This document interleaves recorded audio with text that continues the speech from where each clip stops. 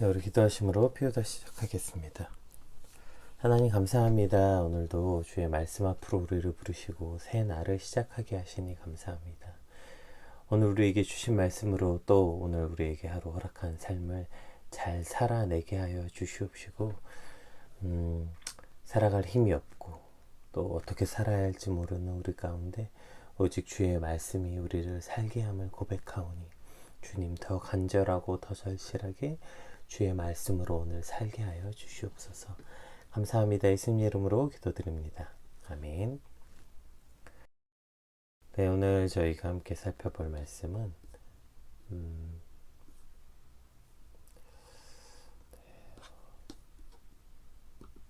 말씀이 두 개가 띄워져 있어서요. 네, 마태복음 18장 1절에서 9절 말씀입니다. 네, 마태복음 18장 1절에서 9절 함께 읽겠습니다. 그때 제자들이 예수께 나와 이르되 천국에선 누가 크니이까? 예수께서 한 어린아이를 불러 그들 가운데 세우시고 이르시되 진실로 너희에게 이르노니 너희가 돌이켜 어린아이들과 같이 되지 아니하면 결단코 천국에 들어가지 못하리라. 그러므로 누구든지 이 어린아이와 같이 자기를 낮추는 사람이 천국에서 큰 자니라. 또 누구든지 내 이름으로 이런 어린아이 하나를 영접하면 곧 나를 영접함이니 누구든지 나를 믿는 이 작은 자 중 하나를 실족하게 하면 차라리 연자 맷돌이 그 목에 달려서 깊은 바다에 빠뜨려지는 것이 나으니라. 실족하게 하는 일들이 있음으로 말미암아 세상에 화가 있도다. 실족하게 하는 일이 없을 수 없으나 실족하게 하는 그 사람에게는 화가 있도다. 만일 내 손이나 내 발이 너를 범죄하게 하거든 찍어내버리라. 장애인이나 다리 저는 자로 영생에 들어가는 것이 두 손과 두 발을 가지고 영원한 불에 던져지는 것보다 나으니라. 만일 내 눈이 너를 범죄하게 하거든 빼어내버리라. 한 눈으로 영생에 들어가는 것이 두 눈을 가지고 지옥불에 던져지는 것보다 나으니라. 아멘. 오늘 본문의 시작은 그때로 시작해요. 여기서 이제 그때는 뭐 마테마가 누가가 조금씩 다른데 저희가 지금 마태복음을 보고 있으니까 마태복음의 연결선상에 이제 그때가 언제예요? 어저께 맨 마지막에 성전세에 관해서 왜 너희 스승은 성전세를 내지 않느냐? 이 질문에 대해서 예수님이 이제 답하신 얘기였죠. 그러니까 그 성전세에 관한 예수님의 가르침이 뭐였어요? 내가 성전의 주인이나, 그러니까 나는 세를 내는 사람이 아니라 그 너희가 그 성전세를 내는 것을 내게 된 그 동기, 첫 번째 하나님께 드려야 하는 그 예물의 주인이지만 그러나 내가 그것이 마땅히 받고 누려야 할 권리가 있음에도 불구하고 그것을 포기하고 더 큰 가치를 위해서 섬긴다 라고 말씀하신 후에 또 바로 그 전에 무슨 일이 있었죠? 예수님께서 이제 예루살렘에 들어가셔서 고난을 당하시고 죽으시고 부활하실 것을 말씀하신 후에 바로 여기서 말하는 이때는 바로 요때인 거예요. 요 두 가지 사건이 바로 일어나고 난 다음에 그리고 나서 1절이 시작되죠. 그때 제자들이 예수께 나와 이르되 천국에서는 누가 크니까? 이 질문을 받자마자 만약에 저였으면 힘이 다 빠졌을 것 같아요. 와 진짜 지긋지긋하다. 내가 여태 무슨 얘기했어? 성전세 얘기했지? 내가 이제 예루살렘에 가서 죽을 거라는 얘기를 하고 있는데 아니 여태 그렇게까지 좀 하고 어떻게 좀 가르쳐 보려고 하고 비로소 이제 예수님의 사역에 대해서 조금씩 나타내고 동참하라고 얘기했는데 지금 너희들의 관심은 꼴랑 지금 나한테 한다는 말이 누가 더 큰 자인가요? 누가 더 높은 사람인가요? 이 말을 듣자마자 진짜 마음이 실망되고 지칠 것 같았어요. 아마 저라면 저 질문 앞에 큰 한숨을 한번 쉬고 진짜 대답도 하기 싫을 것 같아요. 다 나가라. 혼자 있고 싶다. 이랬을 것 같아요. 그러나 예수님께서 오늘 이 질문에 대해서 천천히 물론 아주 강력하게 또 얘기하시긴 하셨지만 그리고 또 마치 어린아이에게 설명하듯이 시청각 자료를 이용해서 또 다시 한번 설명하는 모습이 나타납니다. 이 안에 예수님의 오래 참으심과 긍휼하심이 먼저 느껴지는 것 같아요. 그리고 보면 사실 그 정말 지긋지긋하게도 못 알아듣고 지긋지긋하게도 말도 안 듣는 저 제자들이나 저나 마찬가지이고 그럼에도 불구하고 오래 참으시고 또 긍휼히 여겨주시는 그 하나님의 은혜를 느낄 수 있게 되는 것 같습니다.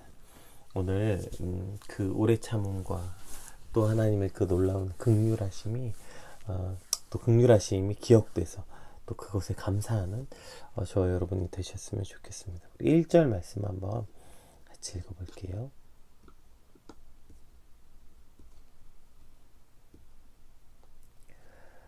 그때 제자들이 예수께 나와 이르되 천국에서는 누가 크니이까?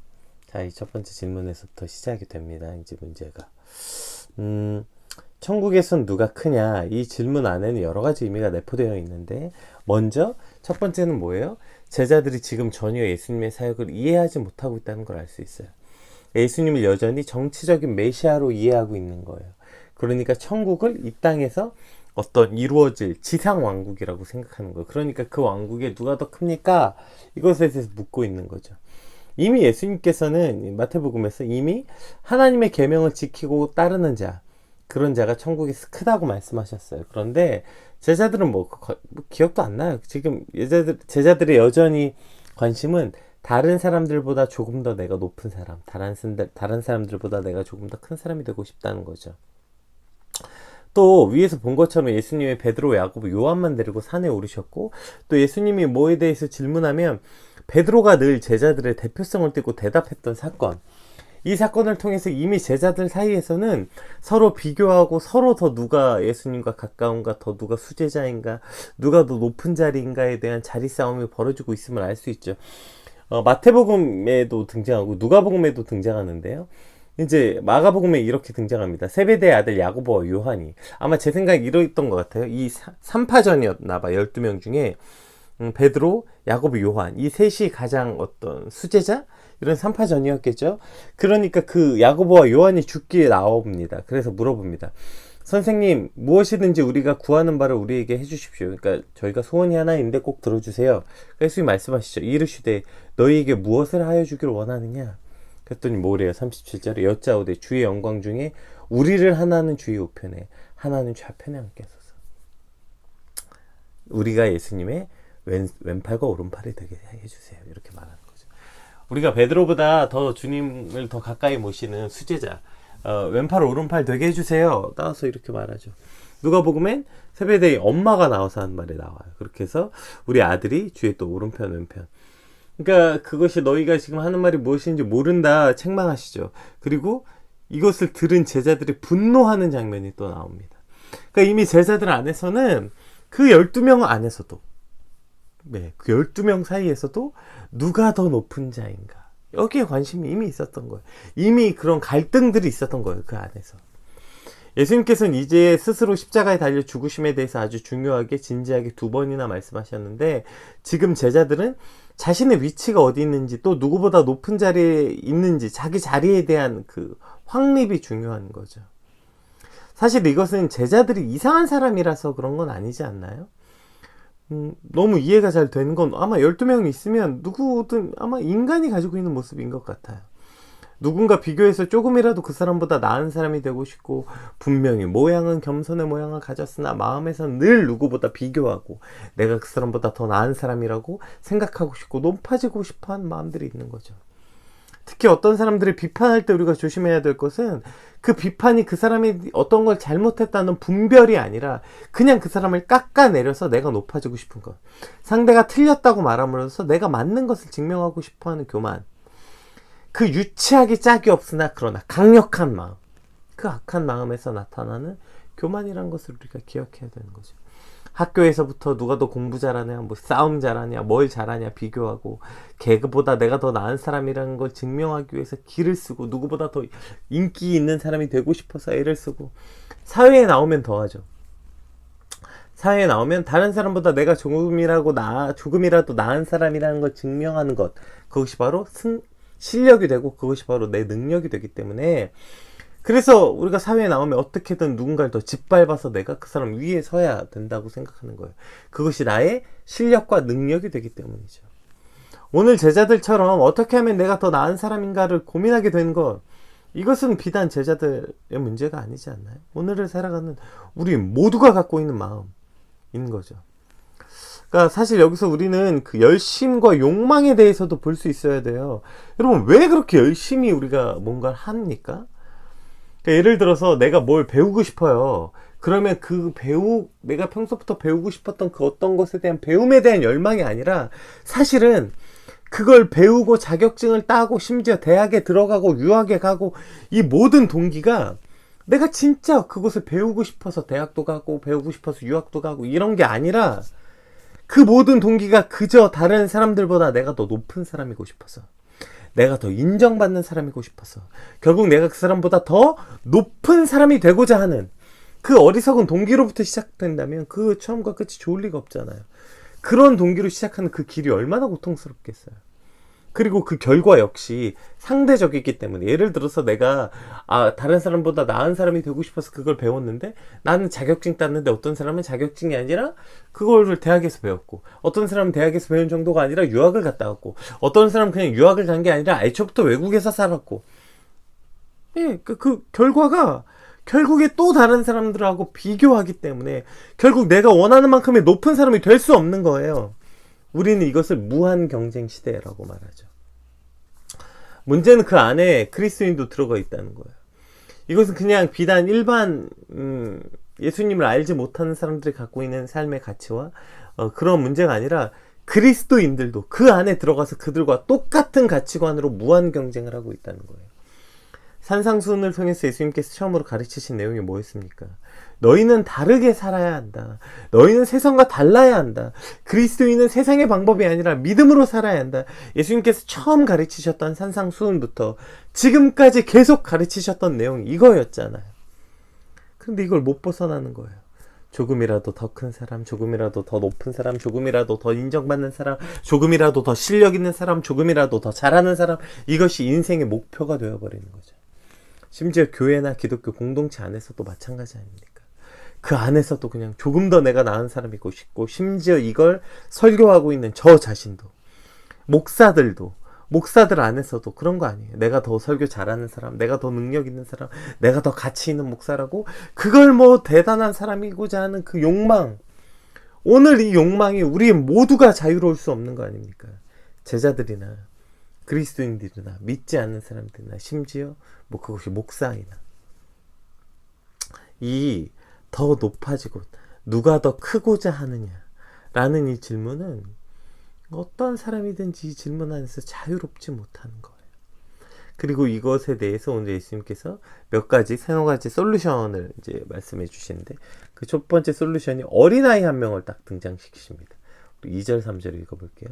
예수께서 한 어린아이를 불러 그들 가운데 세우시고 이르시되 진실로 너희에게 이르노니 너희가 돌이켜 어린아이들과 같이 되지 아니하면 결단코 천국에 들어가지 못하리라. 자, 여기서 첫 번째 이제 솔루션이 어린아이예요. 어린아이. 첫 번째는 돌이켜 어린아이와 같이 되지 않으면. 그러니까 일단 누구보다 크고자 하느냐 하는 그 어리석고 악한 생각에서 돌이켜야 된다는 거예요. 너희의 눈과 몸을 그 더 높이 가고자 더 크고자 하는 곳에서 돌려 세우라는 것입니다. 그래서 그 교만한 마음을 완전히 버리고 어린아이같이 되라. 이것이 첫 번째 솔루션이에요. 우리의 몸을 돌이켜 세우는 것. 더 크고자 하는 것, 더 높고자 하는 것에서 내 눈과 몸을 돌이켜 세우라는 것입니다. 그리고 어린아이 같이 되라. 여기서 이제 어린아이 같은 거 이제 두 가지가 나오는데요. 그 어린아이의 순수하고 근데 이제 오늘 본문에서는 그 순수성보다는 그 두 번째 보편성, 어린아이 약함에 관한 문제인데요. 어린아이들의 가장 큰 특징 중에 또 하나가 아이들처럼 순수한 것도 있지만, 근데 사실 이 순수한 건 모든 아이가 또 다 순수하진 않아요. 보시면. 어쨌든 그래서 그것보다 어린아이의 더 큰 대표적 특징은 약한 거예요. 약하고 보살핌이 필요한 거죠. 그래서 이 어린아이의 큰 열망이 뭐예요?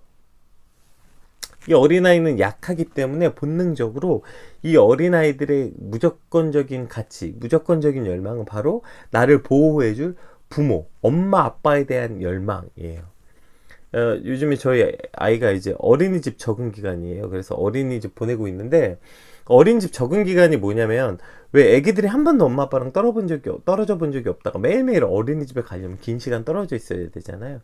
그러니까 그것을 적응하기 위해서 1시간씩 엄마랑 아빠랑 같이 어린이집에 가 있는 거야. 같이 있음에도 불구하고 거기 뭐 진짜 전쟁터예요. 막 애들이 그냥 뭐 종일 울어요. 30분 40분씩 1시간 가 있는데 1시간 중에서도 3, 40분씩 울어요. 엄마 아빠가 있는데도 불구하고 아이들이 본능적으로 아는 거예요. 아, 지금 나를 여기에 떨어뜨리려고 하는구나. 그래서 막 별짓 다 합니다. 아기가 좋아하는 음식, 아기가 평소에 집에서 제일 좋아하는 장난감, 뭐 별의별 거 다 갖고 와서 풀어놔도 소용없어요. 그러니까 애들이 필사적이에요. 엄마 아빠 품에서 안 떨어지려고 필사적으로 있어요. 막 그 어린이 선생님들, 어린이집 선생님들 그래서 진짜 존경해요. 가면 진짜 전쟁터인데요. 뭘 줘도 싫대요. 아무리 좋은 거 주고 아무리 맛있는 거 주고 평소에 본인이 좋아하는 거 줘도 울고 불고 집에 가자고 난리죠. 이 어린아이들의 가장 큰 열망과 가치는 바로 엄마와 아빠와 떨어지지 않는 것. 그것이 그 아이의 순수한 열망이에요. 부모님과 떨어지면 마치 죽는 것처럼 울고 불고 하는 이 아이들의 그 어떠한 열망. 이것처럼 하나님에 대하여 절대적으로 의지하고 그 말씀에 순종하는 자가 바로 하나님 나라의 구성원이 된다고 말씀하시는 거예요. 더 높은 자리에 안 가도, 더 인정받지 못해도 저 주님만 있으면 돼요. 주님만 아시면 돼요. 라고 고백할 때 세상에 대한 열망과 갈망이 사라지게 되는 것을 보는 거예요. 우리가 막 아무리 좋은 거, 어린아이가 마치 막 엄마 아빠랑 같이 있을 때 막 더 좋은 거 갖고 싶고 더 맛있는 거 먹고 싶고 했지만 그 아이의 모든 열망은 그거 다 필요 없고 엄마 아빠라는 거죠.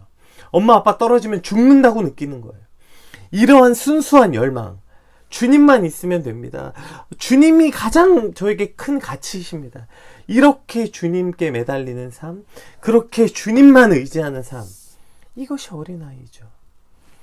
누구보다 높아지려고 안간힘을 쓰고 또 그러려다가 오해도 받고 그래서 무시당하고 도태당할 것 같은 두려움 속에서도 우리가 그럴 때 주님을 기억하면 또 괜찮아지는 거 아닙니까?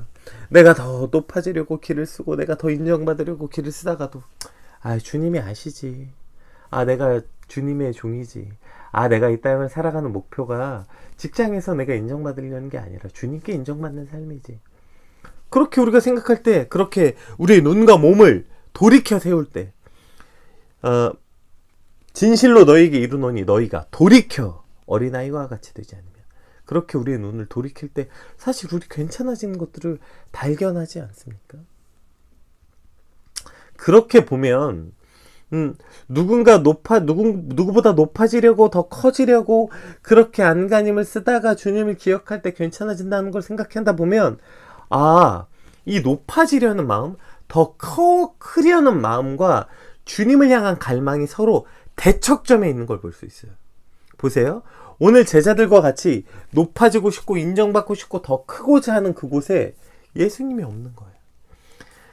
이 마음 안에는 예수님을 향한 갈망, 예수님께 인정받고 싶고 예수님과 떨어지면 죽을 것 같은 그 갈망, 이게 대척점에 있는 거예요. 그래서 우리가 더 크고자 하고 더 사람들에게 인정받고 싶고 길을 쓰고 살 때 반대쪽에 있는 예수님을 보지 못하는 거죠. 이것이 대척점에 있기 때문이에요.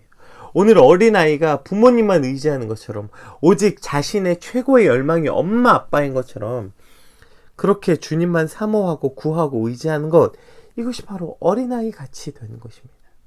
오늘 우리의 몸을 돌이켜 세워 이 어린아이들과 같은 열망, 그러한 열망으로 오직 주님만 의지하고 사모하고 구하는 저와 여러분이 되시길 주님의 이름으로 축복합니다.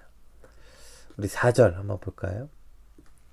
또 두 번째 솔루션이죠. 그러므로 누구든지 이 어린아이와 같이 자기를 낮추는 사람이 천국에서 큰 자니라. 자, 이 어린아이와 같이 자기를 낮추는 자, 어린아이 같이 자기를 낮추는 자, 여기서 자기를 낮추는 자에 해당하는 단어가 타페이노라는 단어인데요. 이 타페이노는 굴곡이 심한 땅을 다져서 평평하게 만드는 작업을 가리켜요. 이걸 평탄화 작업이라고 하죠. 여러분 혹시 그 땅의 기초, 이렇게 공사장 같은 데 보면 제일 먼저 하는 게 땅을 평평하게 누르는 거예요. 왜냐하면 땅이 그 쿠션이 있잖아요. 그래서 땅을 다지면 땅이 내려간다고요. 그럼 높은 곳은 계속 그 포크레인, 옛날엔 삽으로 했지만 지금 포크레인으로 꽝꽝꽝꽝 쳐요. 그럼 여기가 낮아졌죠?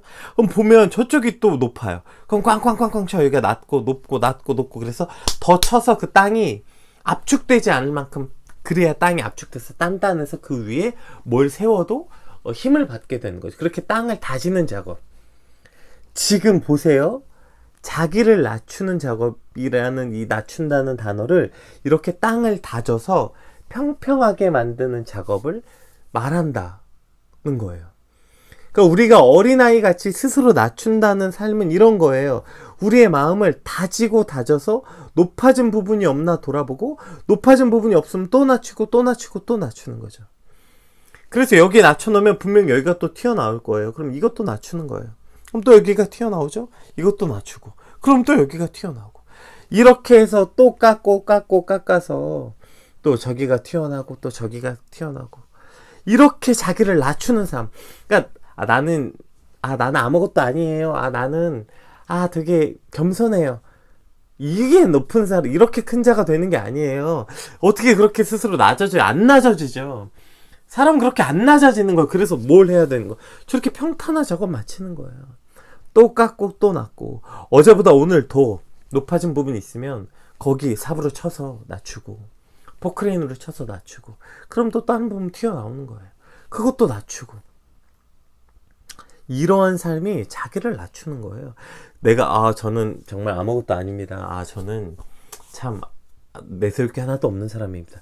이게 겸손하고 이게 낮추는 사람이 아니라 저 과정을 날마다 하는 사람, 스스로를 날마다 깎는 사람, 평탄한 작업을 거쳐서 또 여기를 깎고 또 저기를 깎고 저기를 낮추는 것.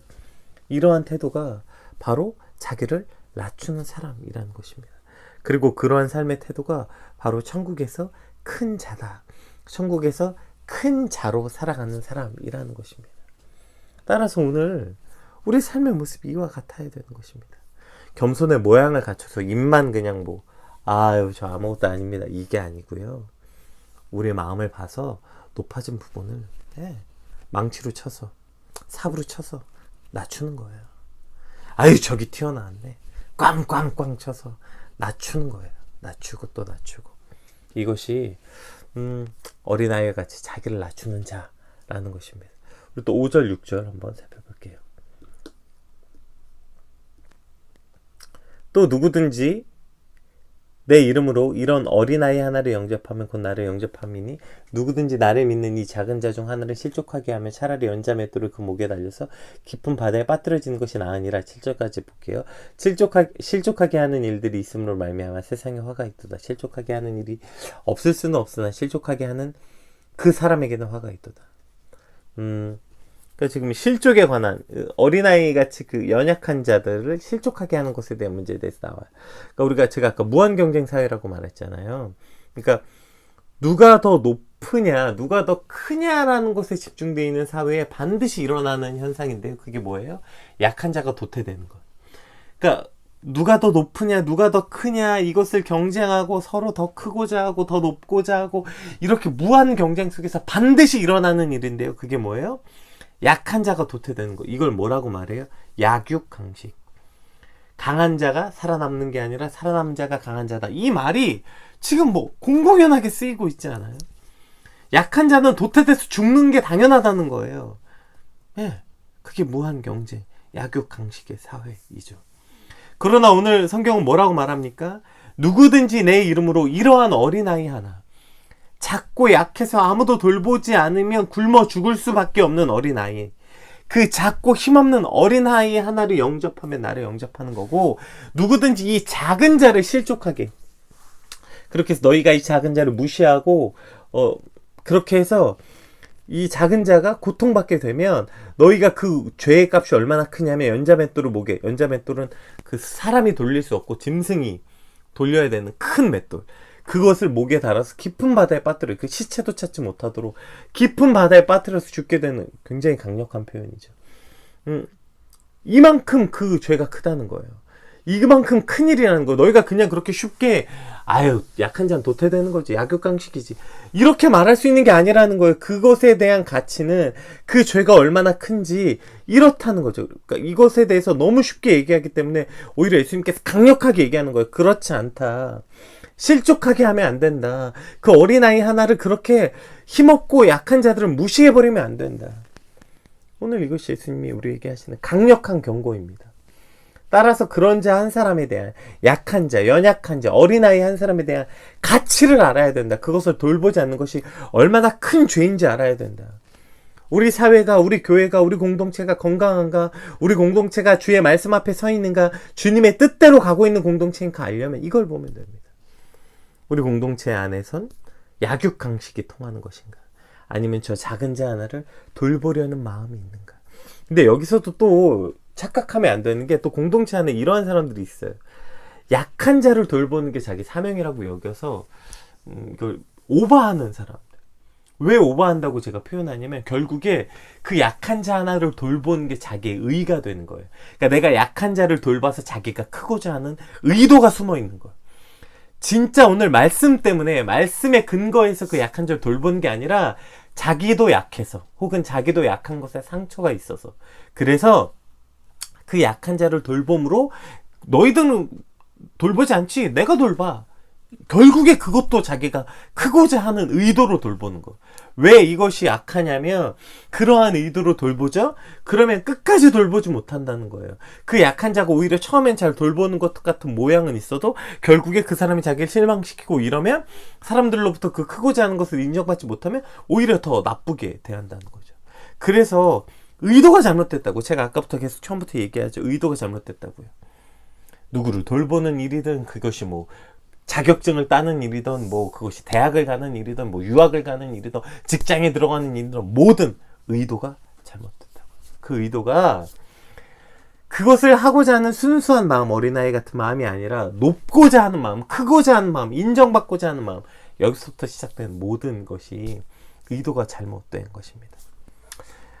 우리 안에 따라서 이 높고자 하는 마음이 없어야 되는 거예요. 지금 여기서 작은 자 하나를 돌보라는 말은 다시 뒤집으면 높고자 하는 마음을 없애라는 거예요. 만약에 저희 공동체 안에서 작은 자를 엄청 잘 돌봐요. 그래서 막 작은 자들을 엄청 잘 케어하는 공동체야. 그렇다 하더라도 그것이 건강한 공동체인지 보려면 높고자 하는 마음은 없냐는 거예요. 분명히 그 사람을 엄청 잘 돌보거든요. 그런데 권력욕이 계속 있어. 더 높고자 해. 더 인정받고 싶어. 그것은 아무 의미가 없는 것입니다. 그것은 전혀 건강하지 않은 공동체인 것입니다. 두 가지 동시에 봐야 돼요. 우리 교회가, 우리 공동체가 건강하고 있는가, 잘 가고 있는가, 주의 말씀 앞에 서 있는가. 그 말에는 누군가를 잘 돌보는 공동체, 맞아요. 잘 돌보는 공동체여야 돼요. 그러나 그 안에 높고자 하는 마음은 없는가. 이 두 가지가 함께 있을 때 건강한 공동체, 건강한 교회를 이룰 수 있게 되는 것입니다. 그리고 마지막으로 8절, 9절 말씀 한번 같이 읽어볼게요. 만일 내 손이나 내 발이 너를 범죄하게 하거든 찍어내버리라. 장애인이나 다리 저는 자로 영생에 들어가는 것이 두 손과 발을 가지고 영원한 불에 던져지는 것보다 나으니라. 만일 내 눈이 너를 범죄하게 하거든 빼어내버리라. 한 눈으로 영생에 들어가는 것이 두 눈을 가지고 지옥불에 던져지는 것보다 나으니라. 그러니까 이 말씀의 결론인 것 같아요. 물론 이제 내일도 연결한 말씀들이 나오는데요. 오늘 본문의 말씀.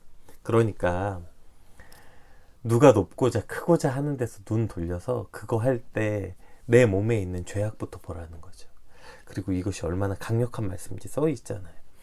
내 손이나 발이나 내 눈이나 그러한 것들이 결국 더 높고자 하느냐 크고자 하느냐 하는 게 아니라 더 깨끗하고자 해야 된다는 거예요. 내 손이나 발을 깨끗하게 하라. 내 눈을 깨끗하게 하라. 크고자 하지 말고, 높고자 하지 말고, 인정받고자 하지 말고, 다른 사람들을 위해 군림하고자 하지 말고, 오늘 내 삶의 목표가 깨끗하게 하라는 거예요. 깨끗하게. 내 손과 발을 범죄하지 않게 하는 것, 내 눈을 범죄하지 않게 하는 것, 그것이 오늘 우리의 목표가 되라는 것입니다. 또 뒤집어 보면 높고자 하는 것과 저게 되게 같이 있어요. 높고자 하고요, 크고자 하고요, 인정받고자 하고요. 그런데 손과 발을 범죄하고 눈을 범죄하게 하는 것이 붙어 있기 때문입니다. 따라서 우리가 낮고자 하고 그곳에서 떨어뜨리려고 하려면 우리의 손과 발과 눈이 깨끗해야 함을 말씀하고 계시는 것입니다. 오늘 말씀 통해서 우리에게 하나님 말씀하시는 거예요. 높고자 하지 마라. 크고자 하지 마라. 인정받고자 하지 마라. 너희의 모든 가치를 어린아이와 같이, 주님 없으면 살 수 없습니다.